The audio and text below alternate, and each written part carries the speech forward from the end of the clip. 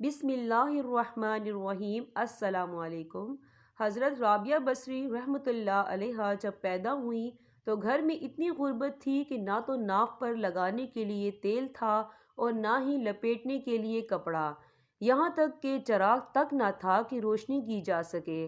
آپ 3 بہنوں کے بعد پیدا ہوئیں، اسی لیے آپ کا نام رابعہ رکھا گیا۔ جب آپ کی والدہ نے والد سے کہا کہ جا کر پڑوسن سے تھوڑا سا تیل لے آئیں تاکہ گھر میں روشنی ہو جائے، تو والد صاحب نے جانے سے انکار کر دیا۔ وجہ یہ تھی کہ انہوں نے اللہ سے عہد کیا تھا کہ کبھی بھی کسی انسان سے سوال نہیں کریں گے۔ اسی پریشانی میں سو گئے۔ خواب میں نبی کریم صلی اللہ علیہ وسلم تشریف لائے اور فرمایا، یہ بچی بہت بڑی مقام والی ہوگی، اس کی شفاعت سفارش سے میری امت کے 1000 لوگ بخشے جائیں گے۔ پھر آپ صلی اللہ علیہ وسلم نے فرمایا کہ بصرہ کے گورنر کے پاس ایک کاغذ لے جاؤ اور کہنا، تو ہر روز مجھ پر 100 مرتبہ درود بھیجتا ہے اور جمعے کی رات 400 مرتبہ، لیکن اس جمعے کی رات تو درود بھیجنا بھول گیا ہے، اس کی تلافی کے طور پر 400 دینار اس شخص کو دے دے۔ جب حضرت رابعہ کے والد بیدار ہوئے تو بہت روئے اور فوراً ایک خط لکھ کر گورنر کو بھیجا۔ گورنر نے خط پڑھا تو شکرانے میں 10,000 درہم فقیروں میں بانٹ دیے اور 4,000 حضرت رابعہ کے والد کو دے دیے۔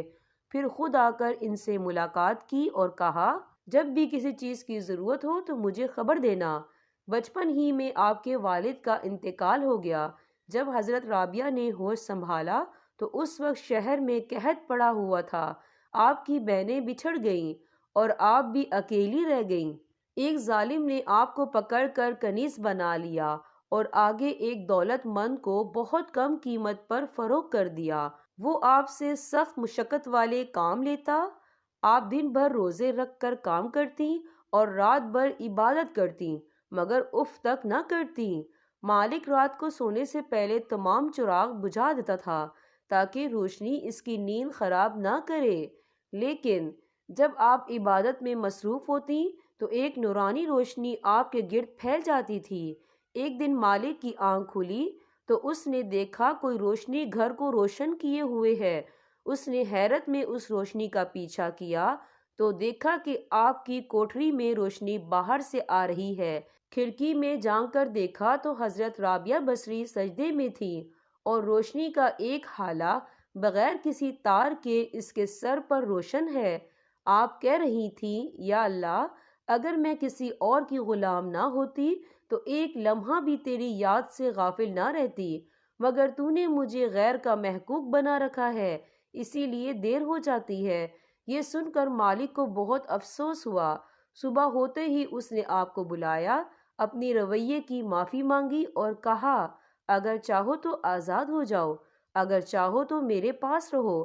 حضرت رابعہ بصری نے فرمایا، مجھے آزاد کر دو تاکہ میں سکون سے اللہ کی عبادت کر سکوں۔ اس نے فوراً آزادی کا پروانہ دے دیا۔ آزادی کے بعد آپ بصرہ سے کوفہ چلی گئیں، جو اس وقت علم کا بہت بڑا مرکز تھا۔ وہاں آپ نے قرآن حفظ کیا، فقہ اور حدیث کی تعلیم حاصل کی اور اتنا علم پایا کہ بڑے بڑے علماء اور محدث آپ کی بارگاہ میں آ کر حیران ہو جاتے۔ آپ کے پاس امام سفیان ثوری اور مالک بن دینار جیسے بزرگ بھی آتے تھے۔ آپ کی مشہور دعا تھی، اے اللہ، اگر میں جہنم کے ڈر سے عبادت کروں تو مجھے جہنم میں ڈال دے، اگر جنت کی لالچ میں عبادت کروں تو مجھے جنت سے محروم کر دے، اور اگر میں تیری عبادت صرف تیری رضا اور دیدار کے شوق میں کروں تو مجھے اپنے جمال سے مشرف فرما دے۔ ایک بار آپ بیمار ہو گئیں، کسی نے وجہ پوچھی تو فرمایا، ایک لمحے کے لیے میرا دل جنت کی طرف مائل ہو گیا، اللہ تعالیٰ ناراض ہوئے اور اسی ناراضگی کی وجہ سے میں بیمار ہوں۔ یعنی دعویٰ ہمارے عشق اور دھیان جنت کی طرف۔ اگر جنت کی طرف دھیان کا یہ حال ہے تو دنیا کی طرف دھیان کا حال کیا ہوگا؟